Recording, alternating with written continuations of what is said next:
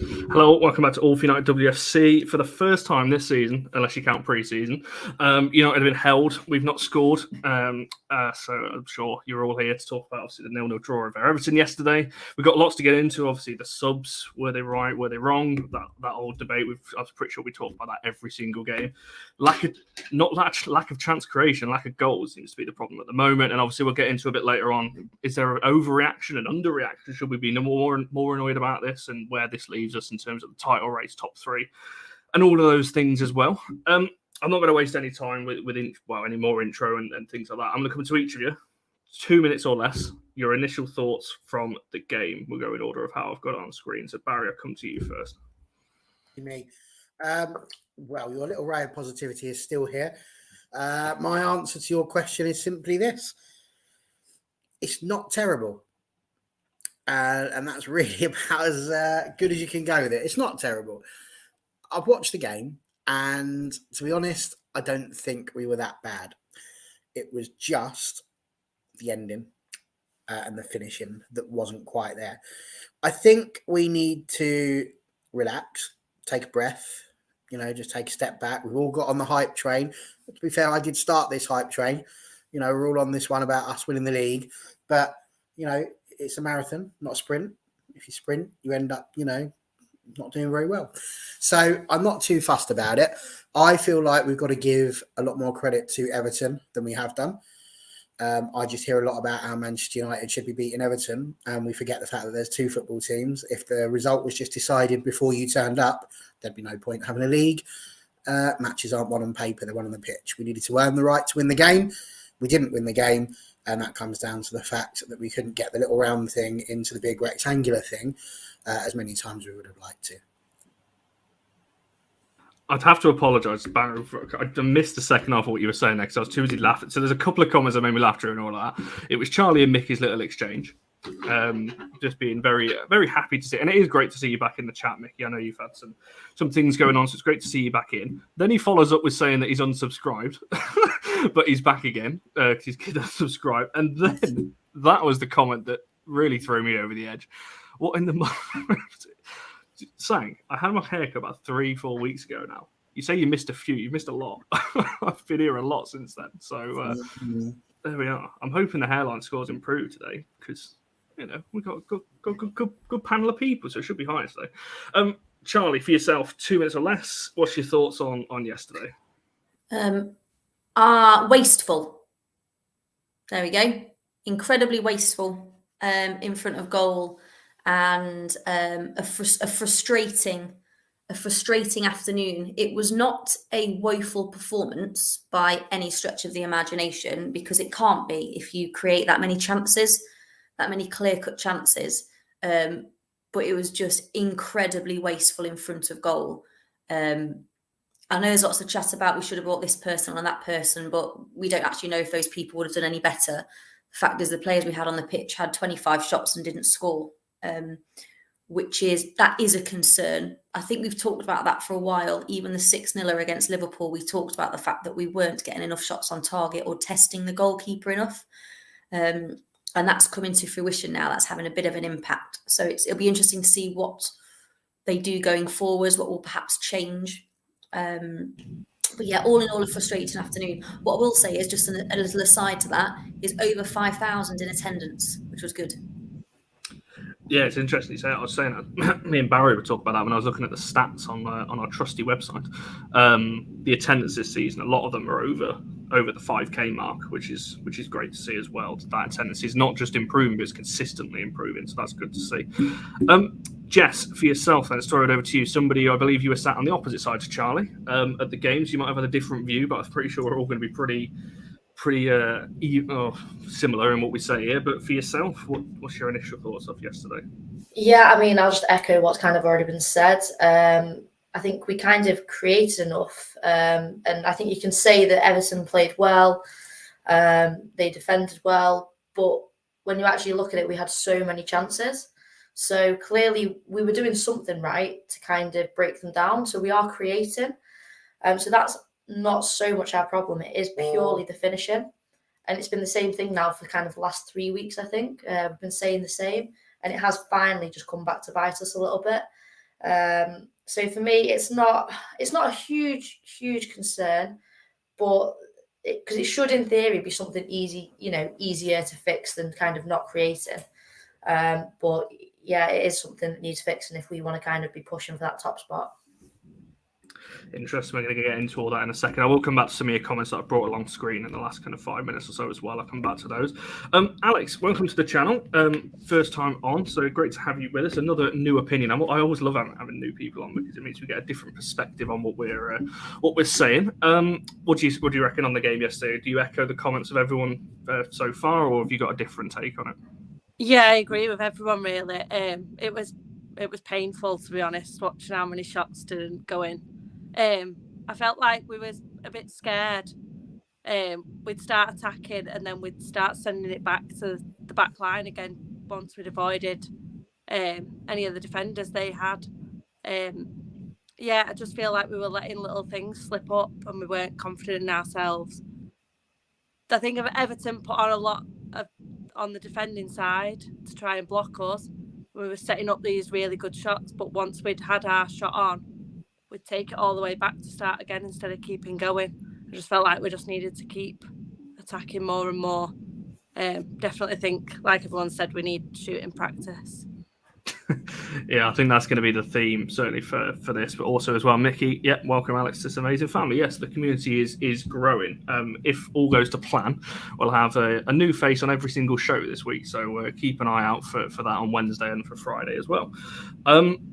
Right, we'll move on then. Obviously, this is the whole talking point for certainly for the first half. This is going to open up many a debate, I'm sure. Everyone's seen it. 25 shots. I did tweet it incorrectly yesterday. I said 23, but it was at the time when I was writing the tweet. Anyway, 25, 4 on target, 2 off the woodwork, a load blocked, and a load off target. I think it was 12 off target, something like that. Barry, I'll let you start off this kind of conversation. And why is that? Because we've seen that over the last 3 games now, but we've said, Charlie mentioned the point after Liverpool, we won 6-0, but the point we brought up was we still weren't clinical enough. Obviously, Reading and Sunderland, it was a lot tighter. And yesterday we got punished for not being clinical now because we're now wasting chances and it's dropping us points. So for you, why is it since the turn of the year are we not as clinical maybe as we were at the start of the season? It's a good question, mate. And if I could answer that as fully as perhaps you'd like me to, I'd be a very rich boy. I don't know. Sometimes you do get these games. I mean, I was looking up because there was something that was said by High Lane Productions, which sounded like a rather interesting name. And I was going to argue with him because he said, I don't think you can really excuse the blatant chances United had that they just completely squandered. Blundell's especially was unforgivable.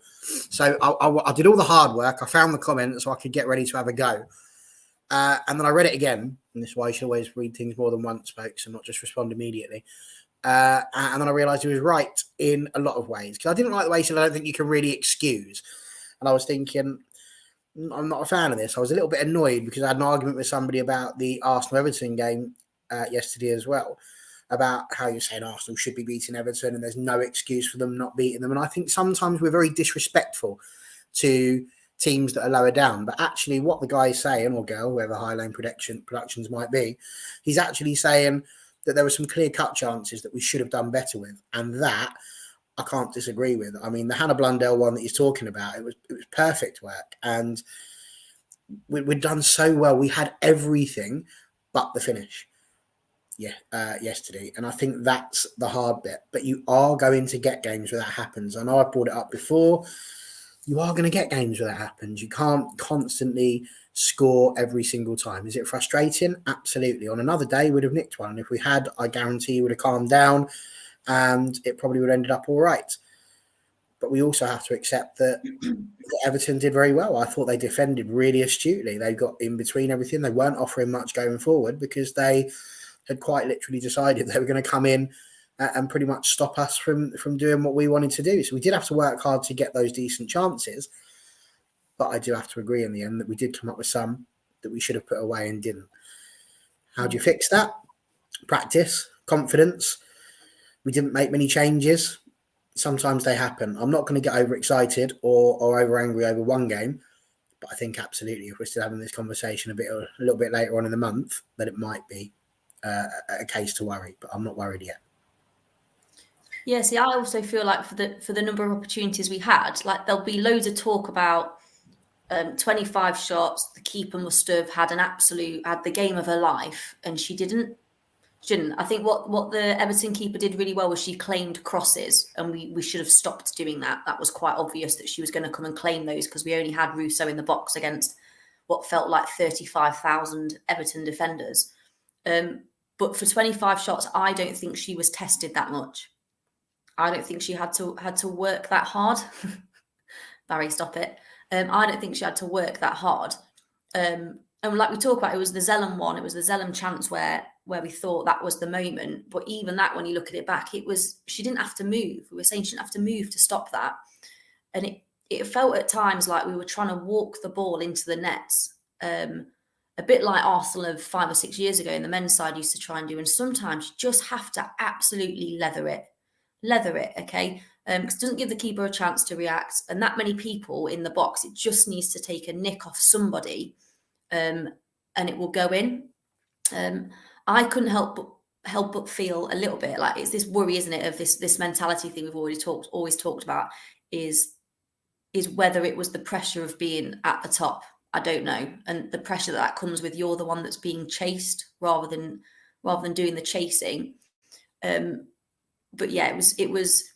I mean, who have we got next? We've got Spurs next in a big stadium. You'd hope for a big reaction there. And like we said, on another day, you win that game 6-0. And it just didn't happen. So yeah, it was frustrating.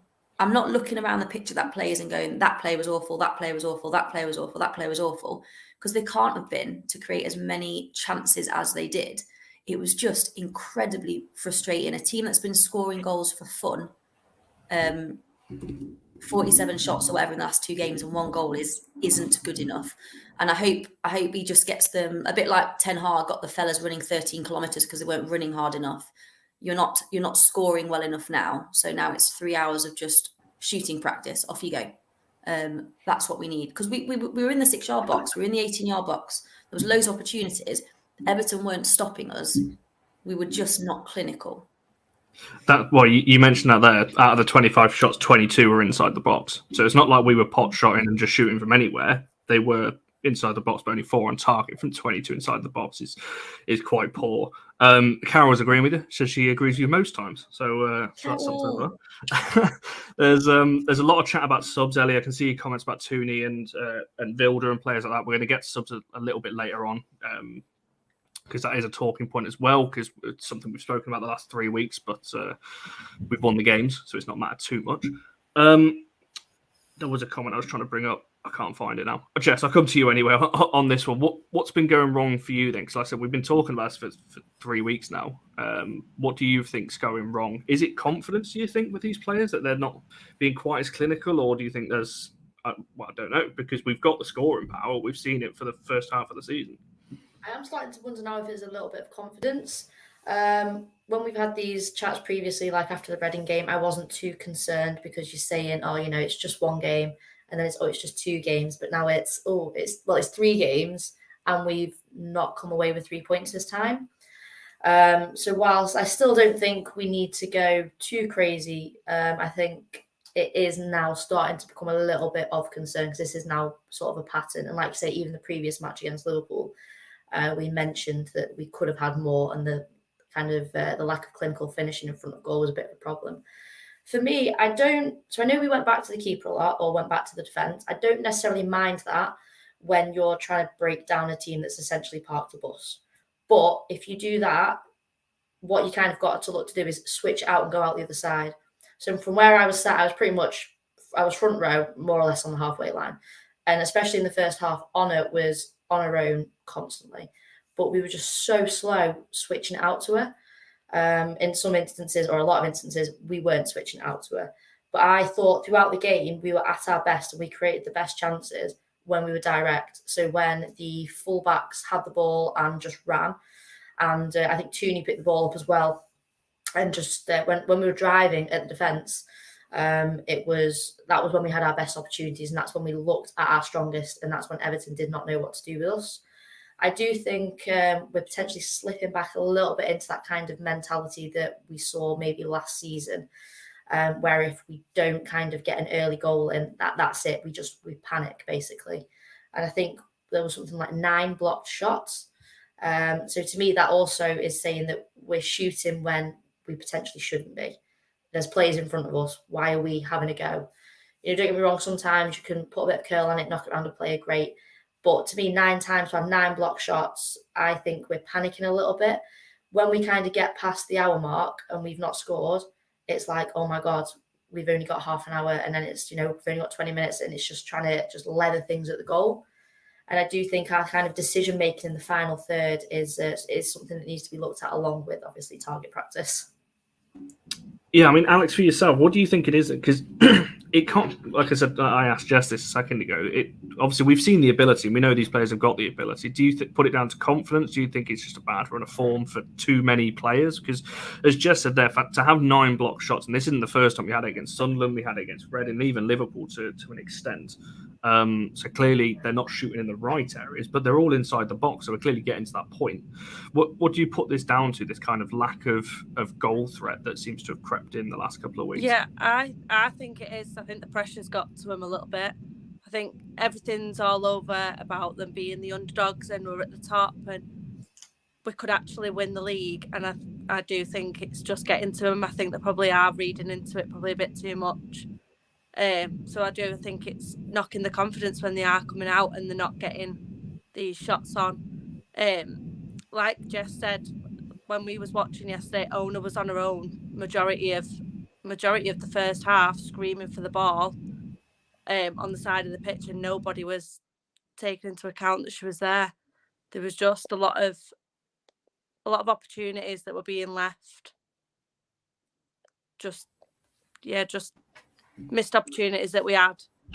But yeah, I do think it's coming down to confidence and the pressure of being at the top. Charlie, did you want to make a point off the back of that? And also, I'm going to throw a question.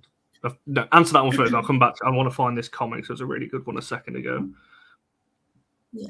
I was only going to say, and you're a bit late for me, so sorry if it's my fault. I don't know if like Alex and Jess noticed it when they were there and how it came across watching it from home. But it felt at times Bolton or Garcia or would make that quick break down the wing, or sometimes Russo, which can I say that is not where we want her, ready to make the cross, and there was nobody there, and it was almost like, and again we talk about being tired, but you can't be tired. You're an elite athlete, but there wasn't that same urgency that we've seen from them to get into the box. So Galton makes the brilliant run, beats the offside trap on the edge of the 18-yard box, ready to pass the ball in. And there's nobody there. It's like 5 or 6 seconds later that Russo, Ladd, Zellum and Toon get there. And by that point, it's too late. So everything was just a little bit at times laboured like that as well, which was a shame. And I think that we talked about Honor being a bit, I think that stifled her as well. When she was making those runs to put the ball into the box, there weren't people there quick enough. It was probably too easy for Everton to defend at times. No, I tend to agree. I found the question or the comment that I wanted to bring up because it's a nice little segue. It sticks with the same point, but it segues into a little bit in terms of what people would change because this is something I wanted to bring up as well in terms of player responsibility because Ian's saying now I think they believed in the game plan and stuck with it, but a bit blindly. Obviously, the crowd were getting restless. You could hear that obviously online as well. People were obviously voicing their opinions as well. The reason I bring this up is because I think, well, obviously, anyone who's played the game, guess what you players were. Jesus, someone's dog didn't like that. Sorry. What I was going to say was sometimes as a player you have to ignore what the manager's saying. If you'll keep trying the same thing over and over and over again and it's not working, you're not scoring or creating the opportunities that you want. Sometimes you have to just go, hang on a minute, I'm just going to take this game by the scruff of the neck and try something different to try and win the game. So that's the question I'll open up. Alex, I'll come to you first on it. Do you think, subs aside, what else do you think could have been changed in the game to change it? I know we can all say, "Oh, bring this player on, whatever." We'll get to that in a second. But do you think there's anything else we could have changed on the pitch without using subs to change the kind of flow of it? Because we were dominating the game, but that clinical edge just wasn't there. I think just like the set pieces, we use Zellum and Russo a lot for those set pieces because we know what Russo can do. But everybody now knows that Russo is the one that is going to score off them. So we need to start working on pulling away because everyone's defending her when it comes to a set piece. We need to start working on where else can we aim these set pieces to give us another chance, because I just think we're depending far too much on Alessia Russo, and it's just not. Everyone's on her now. She's not going to get that anywhere near. No, I tend to agree with that as well. Hashtag dogs too as well. Yeah, your dog voiced an opinion, so we respect all opinions on here. So happy on that one. Barra, throw it back over to yourself. Someone's mentioned, Alex just mentioned set pieces there, and there was a couple of comments earlier on about set pieces as well. Are we a little bit too reliant on them, do you reckon? And when set pieces aren't going in our favour, and crosses in particular, I know so a lot of people said, "Oh, I'm going to put a lot of good crosses in," but a lot of them, for me, I agree with. There was a comment a second ago. The cross where the problem was either overhit or too close to the keeper. I agree with that. We put a lot in, but a lot weren't actually accurate. Do you think that's a little bit of a worry that if we don't get a set piece goal, or the crosses just aren't there, that we don't really have any other ways to score? Or do you think that there's other things that potentially we could change on the pitch? Well, no, because we did have a way to score. I'm finding the discussion a little bit frustrating. I mean, you said if you're not creating the chances that you want, I mean, there's 25 of them, Connor. I mean, what do you mean by chances that you want, opportunities that you like? The simple fact is it takes one goal to win a game, and you've got to put the ball in the back of the net. And they had the opportunity to do it. The game plan wasn't the issue. The tactics weren't necessarily the issue. We made enough chances there for us to take the 3 points. For me, in that sort of situation, I'm afraid you have to look at the players in this one and say, what are you not doing on the pitch? Now, I thought there were crosses, and I agree the crosses weren't very good. On the occasions where we did get the ball into the right areas and we did get some really good chances, we just weren't clinical enough. I don't think I'm worried. This is the first game. I think you said it. I don't know if you said it earlier on or not. It's the first game of the season that we haven't scored in. And the minute you get to the first game of the season that we haven't scored in, it's like we're in a burning building or something. And all of a sudden, everybody started running around and pulling their hair out. It's like it's one game. If you start to see a pattern of it happening and we're not scoring, I know that we've had some late ones. I know that Rachel Williams saved us. I know that we should have done better with scoring goals against Sunderland. I do get it. I'm not blind. I haven't lost this particular part of my psyche. But I do think that we're just maybe getting a little bit, just a tad, overexcited here. Because, yes, it could have been better. It could have been, and we should have finished better, and we should have done those things, but we made the chances. I would be a lot more worried if we were sat here today saying that we hadn't made all of those chances, we weren't creating anything, and all of our shots were off target. The fact is we had them. You can probably count at least 3 or 4 opportunities where we could have scored. Lucia Garcia had a brilliant shot that cannoned off the bar, and she knows she should have put that in. Hannah Blundell, her of the quality shot at West Ham that left us all going, was that really Hannah Blundell, who couldn't score from 12 yards out even though she had an open goal and decided to whack it straight down the goalkeeper's throat? There are chances in every single game, and it really just comes down to whether you take them or not, and we didn't take them. And it really is as simple as that. So if we're going to have an argument today about, where do we put this and what do we need to do? I'm afraid on that one, the players needed to do better. They had the opportunities and they weren't composed and clinical enough to put that in the back of the net. End of story for me. Yes and no. I'll come back to why in a second. But that comment, Sang, me and you are going to have words after this. I'll deduct some points from your predictions league score if you carry on. To be fair, it's got the height of a building. I'll give him that. I didn't expect this. Pyramids of Giza. I can't remember what I was going to say now. That comment completely threw me off. I'm sure. Your own fault. You brought it out. It's because I couldn't. That comment distracted me while you were talking. Jess, coming back to yourself then. Obviously, I asked Barry that question a second ago. Sport is saying there it's not just one game we got away with it. We know this. We've been talking about this for the last only really the last few weeks. It's not. I don't think it's been a season problem. I think it's only really the last few weeks because, I made the point. I don't know whether I've already said it or not, but our expected goals are not something to base the season up, right? And I can't stand them for the most part. But our expected goals in the last 3 games are higher than most of the games for the rest of the season. So we're actually playing better, but scoring less. So is there an argument just to say that, like Barry just said, we'd rather it this way round, that we're actually playing better, but then the players need to take the responsibility to score the chances? Or do you think that maybe it's the other way round and maybe we should be looking at doing something like we were at the start of the season? Because me personally, I don't think we've actually changed the way that we're playing. I just think that we're now not scoring like we were before. Yeah, I mean, I don't see too much difference in how we're playing. One thing I did notice this weekend, I don't know if it was just being kind of there on the pitch, was I thought that Zelm and Ladd were kind of in each other's spaces quite a lot. Whereas they've always worked really well together. There was a couple of occasions where they literally were stepping on each other's toes and both going for the same ball. And they were probably the guilty parties when it came to not moving enough. And I think what I could see was happening a lot was that Russo was dropping in to receive the ball. Now, her hold-up play is really, really good. But then that's relying on players to move around her.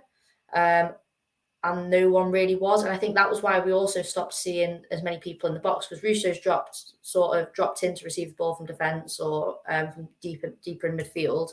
And then when the ball does get played up, she's still kind of sitting in that midfield area. Whereas at that point, maybe in previous games, Zell would have kind of passed her and then pushed forward into the box. And we kind of lost some of that fluidity that we did have. The players in previous games, kind of before Christmas, were interchanging their positions a lot more, which made them very, very hard to defend against.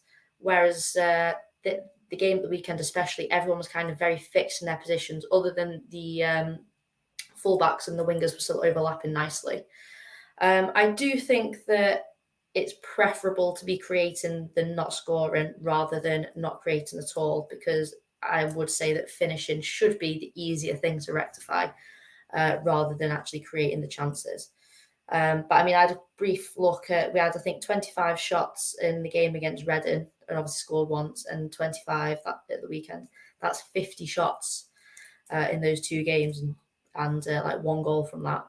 So I do think that it is something to be a little bit concerned about. I think especially because it's happened over a couple of weeks. But like I said previously, we've already said, I think in a previous show, that we will drop points at some point. That is what's going to happen. I think with the women's game, it seems a lot worse than it is because there's a lesser amount of teams. So every point feels like it's really, really important. And also, whereas at the start of the season, our goal for United was probably to finish top 3. All of a sudden, because we've almost been overperforming, we now see that draw as a huge setback when it's not, but the fact that we are kind of feeling that way does just go to show how well the team is doing overall. I tend to agree with that. There's a lot.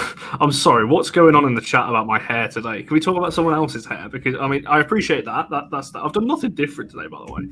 T just said we need a poll. I don't know what I'd put on the poll. What's the question in that one? I'm being called Giroud, I'm assuming, which I've never been called before. So that's a start. I do think it's getting higher every time I come on a show. It's like growing a little bit. Well, I'd hope so. I'd be more worried if it wasn't. But I mean, I'm going to just turn my camera off in a minute. Just host this show with a camera. Charlie, I'll throw it back to yourself before we look at kind of things we could change. I know there's a question for Barry to come back on and after yourself as well. So Barry, feel free to dive back in after Charlie. But same question to you, really, in terms of, what is causing this, do you think? I want to come back to the whole pressure thing a bit later on, because I know it's something you wanted to talk about as well. But do you think that there's... Oh, did you want to mention it now, do you? Or, yeah. Go for it then. You talk about that now. No, it was just that was I can waffle about something else, but that was going to be it felt like thanks, Carol. Carol's not me, by the way. It's not like a pretend like robber on his collar, really, in disguise. It felt like the latter part of this game was like a micro version of what tends to happen with our season. as it progresses and we get near. It felt like the last 20 minutes. And again, it might have felt worse in the stadium because the fans were fraught. Like, you know, we talked about against Liverpool, there was no jeopardy. There was jeopardy on Sunday, and you felt it from every single stand because everyone was getting stuck into chants and all sorts. But it felt like the players were getting frantic and felt that pressure rather than being controlled and thinking we've just got to be patient and keep playing well. You saw at times when Mary got the ball, she was wanting to play the quick pass, but the players were slow and she was bellowing at them because they just weren't countering quickly enough. And then things like when there was throw-ins, like Honor picking the ball, Honor desperate for the ball to the crowd, give it back, wanting to do something quickly, turns around and no one's showing for it. Like no one was showing for it. They're just kind of waiting for Russo to go, all right, I'll pop over though. I'll pop over and so it was just really one-dimensional when it came to things like that as well. It felt like the pressure was too much for them at times, but they've got to get over that. They've got to get over it and just play their game. I also agree. I think the midfield three, it was the worst performance I've seen from a while from the midfield three. And I count Tooney in that as well. I think at times it felt like she was just running along the centre line. I don't know what she was doing. You could, like the crowd willing the players to drive at the Everton defence and they weren't doing it. It felt like there was a bit of fear of failure. If I don't take this on, if I don't receive the ball and play the pass, or I don't dribble with the ball, or I don't take the shot, it's not my fault. And that's not a deliberate thing. It's like a psychological thing that can happen. I just don't want to make a mistake. That's what it felt a little bit like. And then Rachel Williams steps up and the crowd gets excited. And I love Rachel Williams. Everyone knows that. But we shouldn't be relying on someone in the twilight of her career to be coming on and rescuing us. But again, I'll come back to the fact that any other day, we get to the 77th minute when she comes on and we're already 4-0 up. That's what's so frustrating. It shouldn't have got to that point. I just have to say, before Barry jump back in, fair play to you, Charlie, for carrying that on. I'm a teacher. There were so many comments. So am I, Charlie, but my God. I need to be clear. Everything else that went on after that, I've not even paid attention to. I was just looking at Jess and Alex the whole time. They were being respectful. Yeah, act professional. Oh, my life. Unreal. I mean, Alex, have you what seen... I just said was life-changing. It was. I was listening to every word. And I'm going to have to watch it back. I'm going to have to watch it back for full benefit. Because I was on edge and I have not been like that since the Euros. Do you know what I did? We were probably properly opposite you, Jess, like, because I saw one of your photos that you sent and it was basically like we're taking a photo of each other from a distance. It got so stressful. And I agree with what you said about the Euros final because we love Man United as much as we wanted England to win, didn't we? It's that same thing. I turned around and just like slapped the advertising hoarding. So did Shane. I was so frustrated. I was horrendous. I had these two little kids next to me, and my friend's like, Jess, like, calm down, because I'm like throwing. I had like kind of the barrier in front of me, and I'm like throwing myself on top of it. I'm like trying not to swear really loudly. Yeah, these two little girls next to me, and I didn't want to be doing it for them, but I was not in a good way at all. And I said to my friend, I was like, if we don't come away with like 3 points here, I am going to be miserable for the rest of the day. I was like, I'm sorry, you're going to have to deal with me. But it is what it is. Our players have got to learn to deal with that because, like you said, you could hear the crowd. Every time Mary released the ball quickly and the fullback started moving, but no one was going with them and everything stopped. And you could hear the frustration from the crowd. And I think, you don't know, you're guessing, aren't you? I wonder if they didn't deal very well with that, but we've said that for years. New for the women's game, really, because we've not really seen crowds like this and the kind of. I don't feel like even at other women's games, I don't think you still get that sort of reaction. I think we're quite unique in that regard, and as the crowds build, and as things with Manchester United get more positive, you'll get more and more people, because Man United has looked at it as something more positive than it has been in a long time. They're going to have to get used to it and deal with it. And use it as a driving force, like the 12th man or woman or whoever it is. We were willing the ball into the net, and it's just, so frustrating even thinking about it. It's making me like stressed. But yeah, I was going to say it's stressing me out again. I'm reliving it. Yeah, you did make some great points. Something that we were going to bring up, talk about the pressure and things like that. I'm going to come back to that because I do. It's very worth bringing up some of these comments that sent me and Barry into hysterics. Before we go into the serious stuff and everything else, we've still got another half an hour to talk about the game and things like that. Let's go from the start as to why. Can I just point out the one that actually sent me into a spiral? No. I'm dreading it because I haven't seen everything underneath that. I see there's something about me looking like a turtle. Not fussed about that. I could have handled every single one of those. Alex, have you ever seen The Walking Dead? Oh no. Oh, Me? Yeah. Yes, you've seen it, and you know Eugene from The Walking Dead. Yeah. Now, I thought last week I'd nailed it when we said that Connor looked like Eugene from The Walking Dead, but I'm afraid Rob Rum has absolutely ended me because now that I've seen this, I can't unsee it. 100% he's a nice trim. He's got the little swirl going on with the hair and everything, and that has done me like a kipper. That has. I'm done. Take me out the oven, sorted. That. It was that one. It's all Rob on it talking about. I've never met a Barry. To be fair, neither have I. Me neither. The Thursday one sent me off because Barry just kind of just leant back, which Carol didn't understand. I then turned my camera off because I couldn't stop laughing, which then, Connor down. I went for a bit. Connor looks like Barry's beard is a new one. That's something that we've not had for ever. I don't know. Mine. And Ellie nailed right there. Welcome to United WS. This is what you get, and it's. Like I said, we're going to get to the serious stuff in just a second. But Alex, I've got an important question for you. I said to Barry and Jess I was going to ask you this live on air because anyone who watches the channel over the last year really will have known. And you might have seen this yourself, Alex, if you've watched the channel before. I have to ask you an important question, which will make or break whether you come back. It won't. But burgers and knives and forks. What there is do you a reckon correct with that? answer. Yeah, there Burgers is. and knives and forks. Yeah. So do you eat a burger with a hand or? No, just straight in. Oh. And that is the right answer. No, we don't use a knife and fork to eat a burger. Just get it in your gob. It's the confidence you've got, Connor, when you ask this question. I really thought. I agree with you. I have never met anyone else that uses a knife and fork, so I don't know why you think There it does. asking people you're going to find someone because it's just Like, one. Do you just chop it in half or do you use it for the full thing? Oh, Barry's going to hate this. No, It could be your ears. He does So it, he cuts it deconstruct into it. little mouth-sized morsels. It's getting embarrassing, Connor. Now, actually, you're still trying to push this agenda. Really weird. Hey, Barry asked the same question on the men's fan channel the other week, and Stu completely agreed with me as well. So that it's growing. Of course, he did. He thinks Thor's United's best player, doesn't he? best player in a United shirt. Yeah, well, it's just everyone's agreeing. I don't like this. Don't worry, John. A lot of us did. No, it's Tactically, brilliant. When it comes to burgers, Anton. There's no problem here. That's a bit. It's etiquette.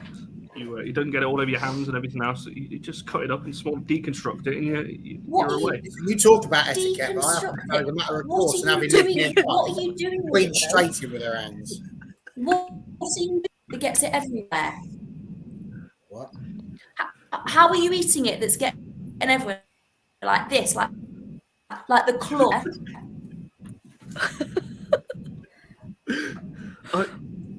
I'm not. No. Well, I think it's like serial killer behaviour, to be honest. It's a real red flag. And no, Sporty, I do not. And technically, no, I'm not answering that because that's just going to get me into a whole heap of Stu. I've just had a message from Stu as well, who I think is watching. So, Stu, get in the comments, back me up. I need some moral support because I've only got Sarah. No, I'm coming. This is not an SOS. Oh dear me. No, I don't go that far. Just to clarify, and I think this is the key point in all this. Before we get back to the game, that's the key point. McDonald's burgers are a little bit different because they're very small and you can pick it up. You have bigger ones that come like that in stacks and things. No, you cut it down, take it apart, and it's just easier to eat. Well, not having this. Hold tight. What's One would argue, Connor, that if your problem is that you don't like the mess, you don't like the to drip down your top, you're much more likely to get that at Greasy Faces, £2.90 out there than you are at Jamie Oliver's £15. Oh, look, I've got red onion and quinoa. I mean, no. No, I think if you're that concerned about making a mess, you order something else and you just leave Well, it. I don't really eat burgers anyway, to be fair. But no. I'll be honest, I don't like this idea. Eating tacos with your phone. Backpedaling now. Your mum in one hand, dad in the other. Crikey, that sounds painful to me. What did you just say then, Charlie? Because Charlie's delayed, so I don't know what she just asked then. Sorry, I just said you were lying about not eating many burgers, like backpedaling, because now you've been found out. I'll show you one day. We'll do a show on it. We are thinking of another watch long or a longer show at some point in the summer. That's been AFU spin-off. There we go. You've heard of Bob's Burgers. Everyone wants to see it. Connor's Crimes, that's what we'll call it. Oh dear. I'm going to ask this to every single new person that's on the channel this week. I look forward to it on Wednesday, where you'll be mugged off even further. Anyway, back to the game, because I had a point I was going to make about half an hour ago, and it all went entirely wrong when somebody called you a nice gem. And I'm not. And rightly so, I feel, because, again, I mustn't think too much about that. The point I was going to make was, Jeff spoke about 50 shots being taken. And I'd love to know how many of those were blocked. Genuinely, how many of those were blocked. Because it's not all wasteful finishing. Shots on target are shots on target. We know we've got to work on that as well.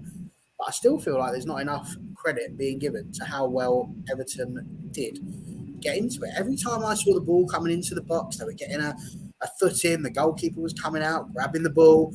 You know, there were 101 different things that were going on there in that game. And I was really intrigued about the chat that the two girls were having there about frustration, because I get it. 100% I get it. It is frustrating. We've been at these games ourselves before. Leicester, incredibly frustrating. There's always going to be these bits of frustration. But people are saying we got away with it. I just think we've played three very difficult teams. We played Reading, Sunderland and Everton. And those three teams are always going to hold back a little bit. Liverpool didn't. They actually tried to play football, which was more for them. It's a lot harder to break these teams down. And I think we did one. And I think the fact that we're creating these chances is brilliant. It just comes down to that last bit. And the frustration, I think, is the composure and the confidence in themselves that they need to have in order to be able to do it. And I do agree with Alex about the pressure that they might be feeling under as well. I think there is an enormous amount of pressure. And we as a fan base are putting that on them as well. You know, when you get someone like me with my majestic beard stood here saying you're going to win the league, and you know that Marc Skinner's listening to that, and she's gone and gone, girls, that turtle on All for United, she's only gone and turned around and said you're going to win the whole thing. You know, it puts a certain pressure on people. I get it. There's pressure. But I'm really intrigued as to this frustration part that the two girls were talking about. And I'd like them to sort of go really a little bit more into it, because I didn't see the game live. I saw it obviously today, and I already knew the score. So at no point was I getting particularly worried about it. I was more looking at it from a tactical point of view and how well I thought the defence and the attack matched up. I don't know. I don't know if I would have been. I mean, I would have been frustrated. I know if I'd have been stood there next to Charlie, let's be honest, it wouldn't have been the advertising audience that were here. It probably would have been me. So, you know, there's no dramas there. But yeah, I want to go down that a little bit. But where's the frustration? Is the frustration because ultimately we're second. You know, we're still in the top three. We're doing everything we want to do. Is it not a frustration that we know they can do better than they're doing? Yeah. So we're just, go on, Charlie, throw it back out. Yeah, that's literally it. That's what the frustration is. The frustration is when you have that much possession, and I think someone said to me we were in the opposition box something like 60 times or something ridiculous. It's frustration that the players didn't make that count. And that's it. That's where the frustration comes from. I'm not frustrated in subs. I'm not frustrated in the tactics. I'm frustrated that there were so many opportunities that, and obviously, yeah, block shots and things, but I think there were so many opportunities that were legitimate opportunities that should have been taken better by players had they had a little bit more composure and that are better than that. That's what was frustrating. And also, I'm just really competitive and I want Man United to win every game all the time, and I'm far too emotionally invested. Yeah, Which is perfectly fair. with all that. Brilliant. I think it is. Some of it is just getting over invested, and that's just life as a fan, isn't it? I mean, I think we've had a good run recently, which is why we've kind of been lulled into this sense of, we'll just win everything. I think I've almost forgotten what it's like to actually be in a situation where we might not be winning. I didn't watch the Reading game live the other week, but I found when I watched it the following day, I was obviously not stressed at all. I know we won that one, but I wasn't stressed at all watching it because I knew the result. But if I'd have been watching that game live, I would have been losing my head. I know I would have done. And I think that's sometimes the difference between when you're watching something live and when you're not. For me, I was nearly jumping out of my seat every time we got the ball in their box. And then I was literally just so deflated when we kind of like scuffed a shot. It was down to our poor finishing a lot of the time. And that's, I think, where the frustration came from for me personally. It was just being in that position and not making enough of it, not making anything of it really in the end. Is that where you'd go with it, Alex? Yeah, I was hovering on my seat the whole time it went down near their goal, ready to just jump up and cheer that we'd scored, but we just didn't seem to be able to do that. And it was more frustrating because we know we can do it. It was just the fact that we were just letting it just go and then sending it right back up to Mary to start again. It was just a constant like conveyor belt of attacking, missing the shot, send it to the back line, try again. And it was just really frustrating to watch. We do see that a lot, the recycling. We used to see it in the Mourinho years for the men. We've seen it lots of times. I do admit that can be very frustrating when you see a team going back. But again, we're talking about a low block. If people are trying to say, such as our long-time watcher John Fry here, people talking about this low block, the whole purpose, surely, of bringing that ball backwards is to try and entice them to move out of their position just a little bit, to give people a chance to move, to find the pockets of space and to get themselves in there. And I mean, I couldn't disagree with this comment more. It's not that we needed a plan A, a plan B, a plan C, a plan D. The fact is, towards the end of that game, we made a hatful of chances that we just did not put in the net. And I'm afraid today, the hill that I've decided to park myself on is that everybody who's trying to blame Skinner, and I know that this is going to come across as, and I'm very much looking forward to all of the Twitter mentions that I'm sure are going to be on their way. This is not a Marc Skinner problem today. This was a Manchester United winning, did not put the ball in the back of the net problem, and that's a you thing. It's not a Marc Skinner thing, because the chances were there and they had the opportunity to do it. And these girls will know through the watching that I've stood up for them many, many times, but that was them. That was them this weekend. They had everything they needed. They had all the tools. They absolutely ended Everton. They had nothing. There was nothing there. I can't even see a chance. There's not one chance that I can think of from Everton. Never worry now. Do you know what I would say as well? I would say I think the players are probably aware of that, because at the end of most games, I don't know if you both noticed, normally they all stay together as a coaching staff and as the players for quite a while and seem to have a bit of a discussion, don't they? Like a quick discussion about how it's gone, and then they come and see the fans. But actually, at the Reading game, it looked like the coaching staff and Marc Skinner were probably with them for about 30 seconds and then left them to it. And it was almost a bit like, you need to sort this out amongst yourselves. Like, for what's happened here, you need to work out what's gone wrong here. And I think we're quite right. Yeah, it's that collective responsibility. And where in the game, sometimes as players, you just have to try and do something different. You can't just be looking to the bench every 5 seconds and going, oh, what are we going to do now? There's loads of things they could have done. They could have played the ball quicker around the 18-yard box or between the 18-yard box and the centre circle. We had quite a lot of offsides, but that was because the ball wasn't being played quick enough. to the player that was making the forwards run off the back of the fullback or between the two centre backs. It wasn't Leo Golton straying offside all the time. It was players trying to make runs and the ball wasn't being played. It was players realising that, you know what, crossing it in when Russo's got 3 centre backs on it, that's not quite working. We need someone running in at the penalty spot. We need someone running in at the front post to give an extra option. And they're professional footballers, and you kind of wanted more from them in those moments. I think that's the thing. There's a lot of points covered in the last kind of 15 minutes or so. I think my 2 pence on the first thing, I think it's a good point for top 3 because we didn't lose. But I think if you're looking for the title, but like I said to Barry and the guys backstage, you know, we've still got City to play, we've still got Arsenal to play and Chelsea all to play yet. You know, we can still make that 6-point swing, if you want to call it a 6-pointer in that sense. I wanted to move on to what people would share. So I tweeted this yesterday from the All for United account because there was a lot of discussion online talking about Skinner again not making changes quick enough. There's been a lot of comments today talking about the subs and these kinds of things. So I just want to get people's opinions. I'm just reading the tweet now. I put this out yesterday to try and find out what would you have changed, if anything, because there was only one other attacking sub he could have made, which was Martha Thomas. Leon wasn't in the squad. You could argue Vilda Reis is a semi-attacking sub if you put her in for Tooney. So there's 2. They're the only 2 that didn't come on. Paris and William did come on.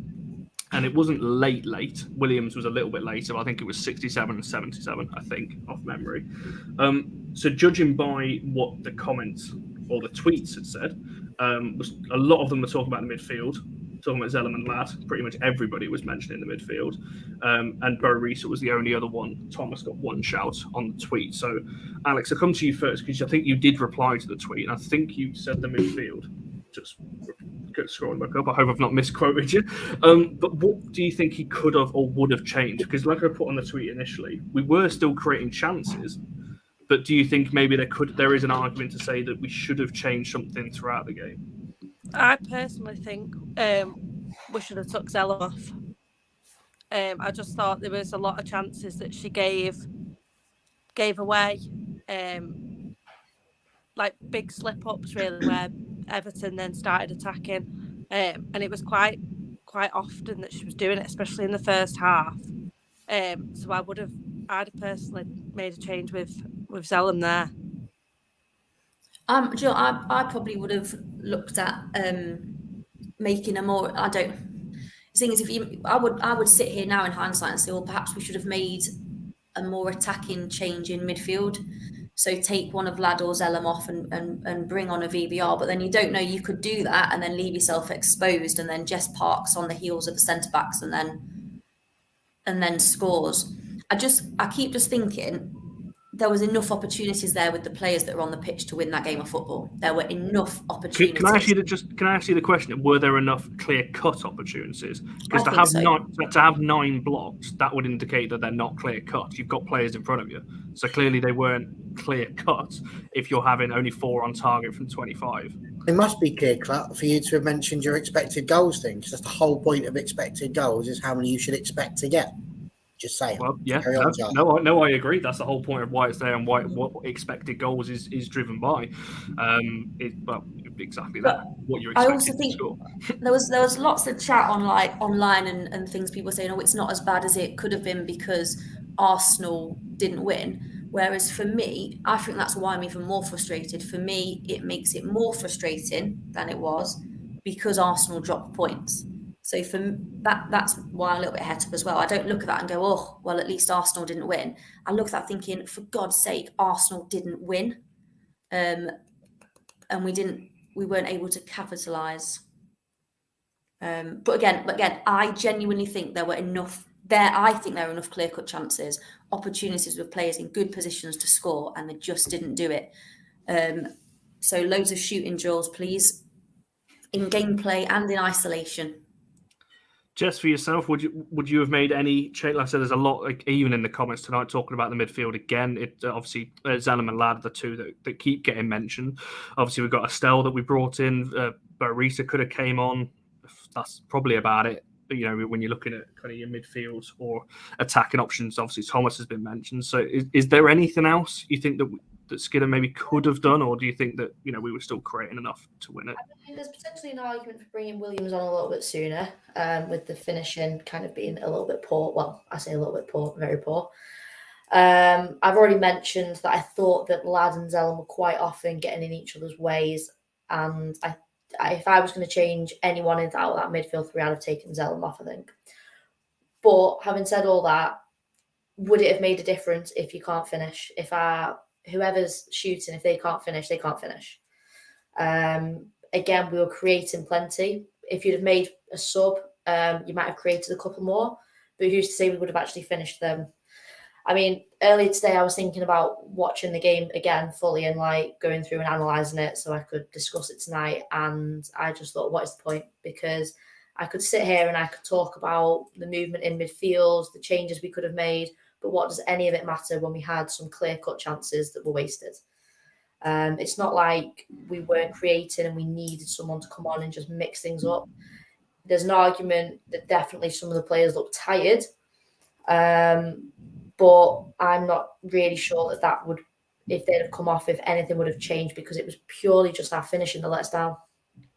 It's interesting, and the thing I'm going to bring up, because you're saying here, still don't think the last 10 minutes we asked enough questions. It's funny you said, I've just double checked. So we actually only had, I know we only had 4 in total, but only one of those shots on target came after the first sub. Every single shot after the first sub was either blocked or off target.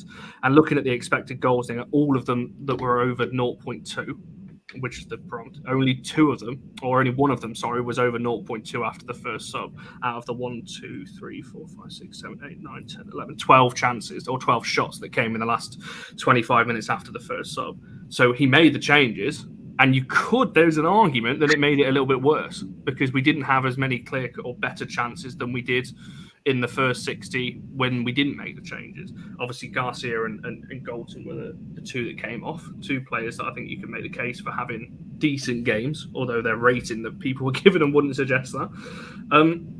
Is there anything else on there? There's a lot of comments talking about changes that they'd have made. I said, reading that stat, that's why I was just double checking to make sure that is right. That only one of the chances, and one of them actually was. Sorry, 2 seconds. Let me double check it. Ignore me. We didn't have a single chance over 0.15, whereas in the first half we had quite a few over 0.15. The best chance after the subs was Jess Park for Everton. I don't look at the bench or the subs we made and think that we could have brought anyone on and it definitely or most likely would have made an impact. I look at the bench and think they might have done something, but I don't think that anything could have been done differently and the outcome would be different purely because the finishing was so poor.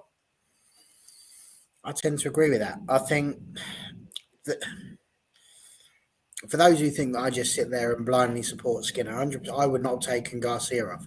I don't know who it is who put it on there earlier on, but somebody has put there in the comments that they also wouldn't have taken Garcia off because she was causing all the problems. I felt she was one of the more proactive players. Her crossing was actually quite good. She seemed to set up more. We all know that Mark's got his little foibles when it comes to substitutions. And I think really what it comes down to is that, I'm not sat next to him, so I can't hold his hand through that. It's very much a Marc Skinner thing. He has to do that. I can't help him with that one. But I would not have been bringing off Garcia. There's always this argument, and I love it because it's purely hypothetical. It's a brilliant argument. It's a great question to ask, Connor, because quite literally, nobody can ever be wrong with this particular one because it's entirely opinions and entirely thoughts. So with that very much in mind, let me give you my opinion and my thought, which is that we could have brought more people on. Yes, we could have brought Wilder Bay-Risa on. Yes, we could have brought on Martha Thomas. Who for? Do we, as Charlie said, do we take somebody off from the defensive side of things and hope that we can attack a bit more and not get caught on the back foot? Because Izzy Christensen, by the way, when she came on, she seemed to change the game a little bit there as well. And I think they were much better defensively and offensively, actually, once she did come onto the pitch. The thing is, we're talking a lot about these changes. And ultimately, as much as, what's her chops, old Priestman at Canada told Leon to control the controllables, that's exactly what we're not doing. We're not the controllables were do better at your shooting. And if there was going to be a headline that I was going to put for this match, it would be that we didn't get our shots in. That's it. To me, the key thing today is that our shots were not good enough. They weren't in the right places. They were straight down the throat of the goalkeeper. They were easy for her to get to. And as a result of that, it didn't make too much difference. All of the people that I spoke to about the match all said, and my question, like genuinely, Connor was asking us if we had any questions. My question was, if we were still playing this game now, if it had carried on, would we have scored yet? And I don't say it to be facetious, because there just wasn't anybody taking those chances. So I just feel like people are, they're going to have their opinions. That's absolutely fine. It's quite clear that today I disagree with quite a lot of people. It could just be me having one of my grumpy times. I don't know. But I just feel ultimately there's one thing that everybody can choose. It's how they feel about things. I totally get Charlie's thoughts about looking at the Arsenal game and thinking to myself, oh, look, we could have done better. But you get to choose how you respond to these things. And my choice to respond to that was, thank God Arsenal didn't win. Because we're still 3 points clear and we've got a better goal difference. So everybody gets the chance to look at those things their own way and however they'd like to and how they like to feel about it. That's how I end up being, a joyful, happy little elf. I'm kind of on the fence with it because obviously I was on our group chat saying that he should have changed things, because I also agree with that. I think Everton changed slightly and we didn't. We kept trying the same thing over and over, and I agree with your question. I agree with your question. I think your question's a fair one. If that game would have gone on for another 20 minutes, I still don't think we would have scored. But why would you not? Why would you not carry on doing the same thing over and over? If you want to get into a door, you're going to keep on trying to hit it at the lock, aren't you? You aren't all of a sudden go, oh, no, let me have a go at the hinges instead. It's like you've got to do the same thing. I don't know if anybody ever watched that Doctor Who episode. It was a very long one where he had to try and punch through what felt like a mile of ice. And he literally spent, it felt like thousands of years, he said, doing it. But he didn't change course all of a sudden and decide to go and take another bit of it. He just kept doing what he needed to do. Some days, the wall just doesn't fall down. This was one of those days. But then you find ways over the wall. Can you go under it? Can you go over it? There's somebody on the top of the wall, throwing boiling tar on you and stopping you from getting there. It's all of these things would work, but I guarantee you, because I know what some people are like and not people in our family, but I do know there are people that would do this, is that if he makes those changes and he does something like that and brings those people on and then it goes wrong, that's all going to be a Skinner thing. I just think today we got to look at the players, and I'm not disagreeing with that. I think the most of it. I agree with the point earlier, though. It's collective. I think Skinner could have done something differently. The players definitely should have done better on their shooting ability to take the chances. Because I like this analogy that we use near with the doors and the walls. That's something that we don't usually go down. So I'm quite enjoying that. Last little question on that then, because Rob's just gone for this. I want to know what exactly could we have done differently? Because as Jess has said, we're having the shots, but they're just not going in. So what differently could we do? Could we have given it to the Everton players and said, you have a go? Aside from doing their job, what more could they have done? I don't know. Genuinely, I'll throw my opinion there, so open to anybody. I would have let Everton try something different. Let them come at us for once to open the gaps in behind. Stop doing the same thing over and over and over again, unless you are creating. I don't think after the sub. This is what I mean. It's not just subs only, because like I said, we didn't create that many chances after the subs came on. We were better off doing what we were before. But there's an argument Galton had to come off. It's a first game. If we sat back, would Everton have come back? Would they have gone off? Hang on a second, what's going on here? They've decided to sit back. This is a bit weird. Or everybody's really annoyed that we're not having a go and moving forward because we're trying to entice them out like we've got some sort of carrot on a stick. But that's like, I think you've got to do that sometimes. I think you've got to recognise where you are in the game. If you're going for the 3 points, you've got to try something a little bit different. Not massive diff. I'm not saying bring everybody on and completely change the system, because you do that, you're in fear of losing the game then.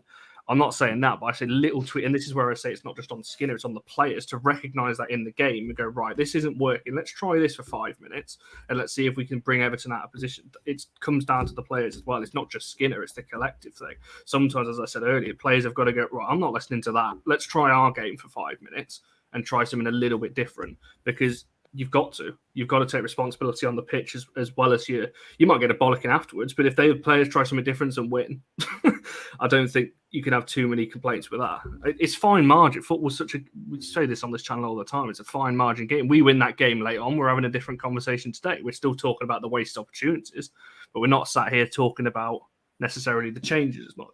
So I don't know whether anyone else on the panel's got a thought on that, by the way. So me and Barry spoken a lot in the last kind of 5 minutes about doors and walls and different ways around and whether we should have done something different. Has anyone else got any kind of closing, I guess, comments on this one? I'll just say that maybe, I know you've brought up a couple of times the stat about how we didn't have so many chances after we made subs. I wonder if part of that kind of goes back to the frantic nature of how we finished that game, where it was just pure panic stations and just do anything to try and get the ball in the box and just take off like pot shots almost. So I wonder if some of that was not caused by the subs, but it was just caused by where we're at in the game and the kind of lost our heads a little bit, let's say. But otherwise, I think I agree with pretty much everything that's been said. I think we could have carried on playing all night and probably still wouldn't have scored. You could potentially think maybe, I reckon if our midfield three could have moved a bit more, then maybe they would have dragged out some of the opposition players.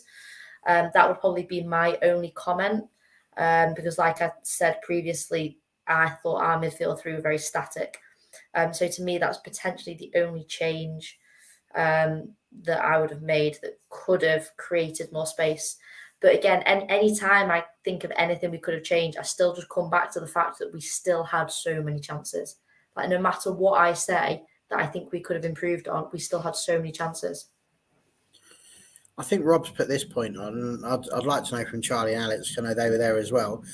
Do you think that was the case, that we didn't have enough people in the box? I know you sort of alluded to it earlier, Charlie, but would that have been a sensible thing? So could we have taken off a defender perhaps, or a Lad or a Zellum, and put on a Bo Reese or a Thomas in the hope that we'd get a bit more in the box?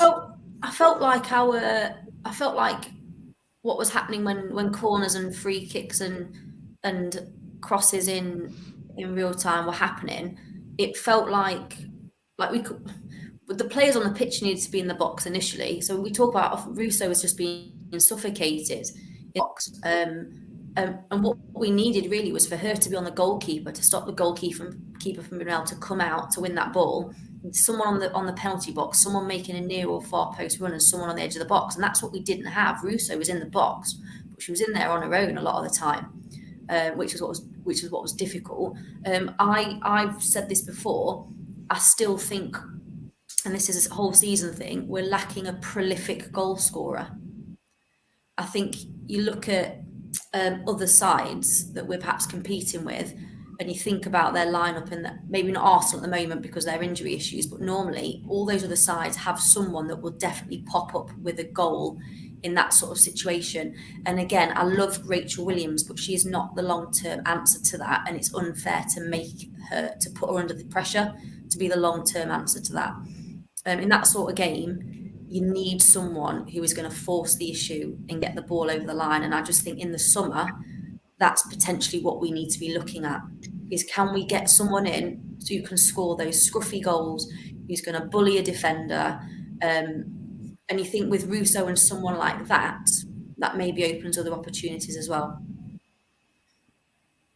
Yeah, I mean, Alex, do you want to have the final say on this? Charlie's mentioned the point about not having a prolific goal scorer. Anton saying the same. With Arsenal and Chelsea and these types of teams, obviously City have got Bunny Shaw, even Villa have got Rachel Daly, Kerr and Miedemar for Chelsea and Arsenal. Do you think, because we have got Russo, we're talking about a player that was linked for a record, world record fee, not less than a week ago. So do we have that prolific? Is that what we're missing? Or, you can have the final say on what else you think maybe, I think we've got Russo, who is our main goal scorer, but I think she needs someone with her, because now she's so heavily defended that she's not our goal scorer anymore, because she can't get a chance in. The minute she's anywhere near the ball or anyone looks at her to give her the ball, there's more than one defender on her straight away. So there needs to be someone that's a backup that we can count on to get that ball and get it in the net straight away. But at the minute, we've not got that. We've got the midfielders coming up to try and help, but it's just not. We need someone else in there that can help Russo get them in. I agree with that. I think Harrison, I think Russo will be a great old-fashioned striker, just want her on the ball as much as possible with a goal poacher ahead of her. I think that's the thing, is it? Because I can't remember who mentioned it a bit earlier on. It might be yourself, Alex. That Russo is coming so deep now. She's picking the ball up behind Tooney at times. Like, no. You're good at finishing. Stay up there, and stick to what you're good for. I'm not saying she's not good dropping deep. She's got like low centre of gravity and can hold the ball up. But I think I'd like to see her stay a little bit further forward. Obviously, a couple of people mentioning Leon. I'd love to have Leon would have been my first sub, but she wasn't in the squad at all. So obviously something's happened there. Deadline day move fell through. If everyone reads the reports that a deal was agreed, she was on her way out. Well, if you listen to Skinner, there are clearly issues there, and probably for the time being, we can keep talking about her till we're blue in the face, but it sounds like things aren't happening that should be happening. Depending on who you listen to and who you believe. So she's not going to be the answer at the moment. So we can't rely on her to be so. No, 100%. So, yeah, we've covered a lot in an hour and 10 minutes. I'll come to each of you for your player of the match. And so you've got as much time as it takes to go around everybody for their vote. But at the moment, first place is tied. So if you haven't voted on the poll, make sure you do on that one. It's looking right. It's a 2-horse race on that one. Jess, I'll come to you first. Who was your player of the match and why? Mine was Blundell. Again, I feel like this is a week in, week out thing, that it's now just becoming, it might as well just be a 2-horse race every week. I feel like it's just either Blundell or Honor. I went for Blundell this week. I thought that she was potentially our biggest threat. I don't know if it was just being so close to her this week in where I was sat, but her speed was insane. I thought she was really, really good. And when she was playing so direct and running at the Everton defence, they did not know what to do with it. And I thought that was when we were at our best. Alex, for yourself?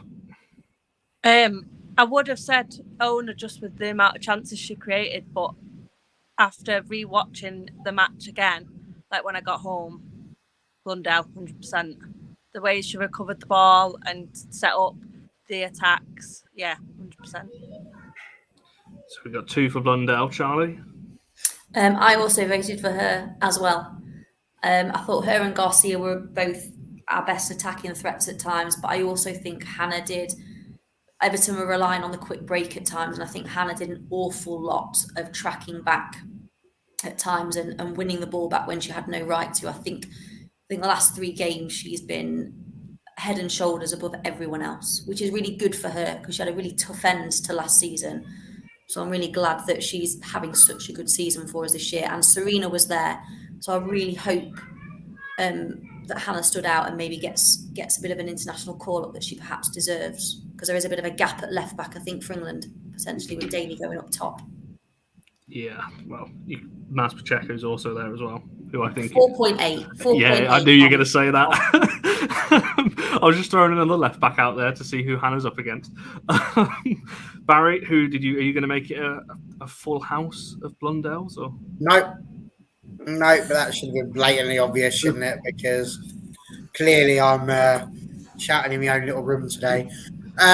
I did not give it to Honor or Hannah. We give it to Honor every single week. We all know the quality of Honor.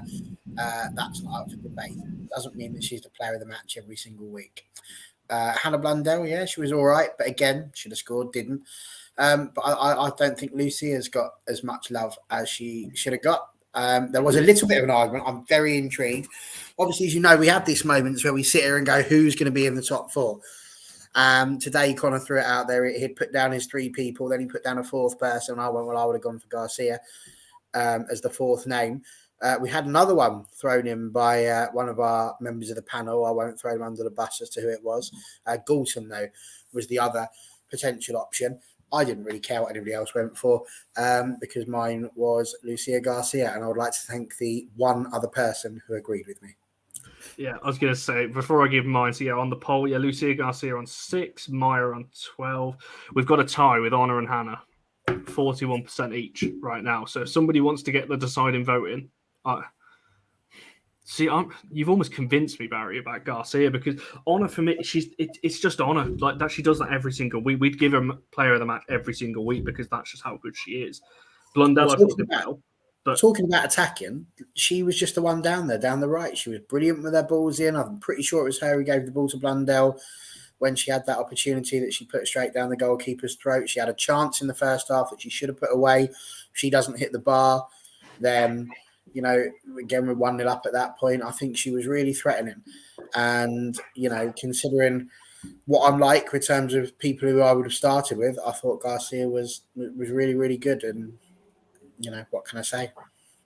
Yeah, I think John's mentioned obviously Letitia, but yeah, that's why she's on the poll. So it was close enough. If you went by FootMob's ratings, it was Blundell would have won, and then Honor and Maya very close behind. So that's why those three are also on the poll. But it's between Honor and Hannah, isn't it? I'm going to go more towards Hannah. Garcia, I think, would be my second.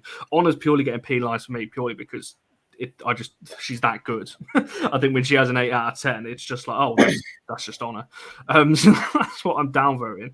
But yeah, look at it. It's still even. There's been 4 more votes and it's still dead even. So it's been 2 each. I think this might be the first split we're going to have on our poll here.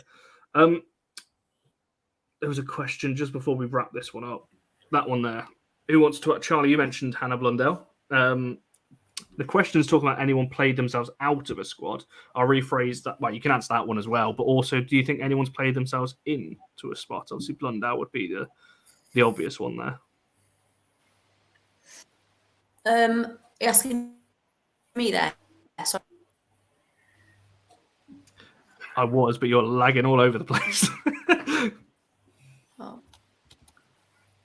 We can hear you still. No, I can't hear a thing. That's why she's gone. Well, there we go. Alex, do you want to answer that question? Has anyone else played themselves out of a spot or played themselves into a spot, do you reckon? I'd personally like to see Blundell for one, but I'd like Galton to get that call up. I know she's said previously that she wouldn't want to, or she wasn't mentally in for that, but I'm hoping that if she was given the chance now, she'd snap it up. Potentially. Now that it's a Euro winning side, I know she's very much...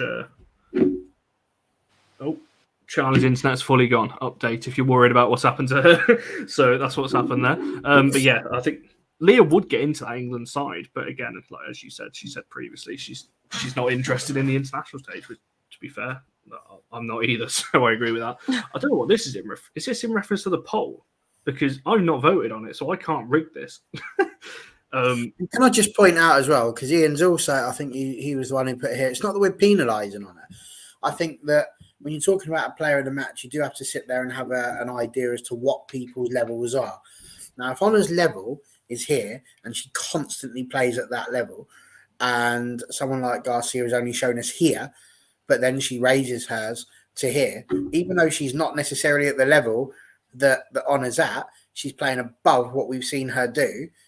To me, that's a good reason to go and choose someone for player of the match. Otherwise, what's the point of the poll? We might as well just every time put on there, Honor Bache, player of the match again. It's like, yes, that's good, but we know that's what she does. So actually, if she's not as good, it's usually a very noticeable dip for Honor. Whereas for someone like Luthia, who's new to the team, seeing her play above what we've seen before, I think is a good thing. Ditto with Hannah and how she's performed. Yeah, I agree. I see your point, TJ, but at the same time, I agree with what Barry's saying. If your level is so high, I don't think Honor was player of the match from a United point of view. I just don't think she was. I think Hannah was better. Honor created a lot of chances, but a lot of her crosses was going into the keeper's hands or going long. She did create opportunities because that's what Honor does, but I don't think her crossing was the best. So I just put Hannah above her. I now can't see the poll, so we're just going to have to end it with a tie because I don't think, unless Barry can, while I'm wrapping this one up, can find anything to tell me otherwise. It's still 41% each. So, we could do rock, paper, scissors between Jess and Ali. That'd be a laugh. One of them. Yeah, let's do that. Why not? It's never happened before. I think it's a good thing. So what we'll do is we'll go rock, paper, scissors, shoot. Jess, I'm going to let you be Hannah. And Ali, you can be Honor. That sounds quite good. So are we ready for this? It's never happened before, but I think it's the best way to do it. Definitely the most scientific and accurate way of determining who's the best player on the pitch, 100%. So we're going on Next shoot. week. So here we go. Rock, paper, scissors, shoot. Oh, they've done the same. Is it Of course. Oh, again. Rock, paper, scissors, shoot. We have a winner. There we go. Again. There you go. Are you happy now, Ian? Are you happy? You got it again. We did it the proper fun and fair way. That's what we did. Sorry, Hannah, we tried. Cool. We will wrap it up there. We've covered so much in the last hour and 20 minutes. It's been a fantastic show, as always. We'll be back on Wednesday. Barry will be back with a whole host of fans again to talk about. We'll talk about more of these things in more detail. Obviously, I know Leon's being mentioned a lot. There's some other topics that could come up between now and then, as well as some other things to be discussed. So join us on Wednesday for that. Obviously, it'll be before the Leeds game for the men's, so it won't clash, obviously, with that if you're worried about that. And then we're back on Friday with Spurs fans for the Spurs preview as well. Where hopefully we're talking about bouncing back and getting back on the winning run again before the Chelsea game, because that is the game everyone's looking forward to. In how long away is it? It's still 6 weeks away. We've got an international break coming up, don't we? Oh, love of God. There we are. So make sure you're liking the video, subscribing. Alex, thanks for coming on. You absolutely smashed your debut, as I thought you would do. So it's been brilliant to have you on. Jess and Barry, as ever, regulars on this channel. So make sure you do that. Make sure you check out the men's fan channel as well. I think we're live tomorrow. Not entirely sure. Need to plan some things out. And obviously make sure you follow in the new Twitter account as well. That is being changed on Wednesday night. So that will then be the new official All for United men's fan channel. What is it again? How would one find All for United? So at the moment it's at All for United TV, but that will be changed to at All for United from Wednesday night. So that will be the new account then. And the current AFU account will be changed into something else. So make sure you're doing all those things. Thanks to everyone in the comments. You've been brilliant, adding value to the show as ever. It's great to see some familiar faces and some new faces in the comments as well. So thank you for that, and we shall see you in the next one.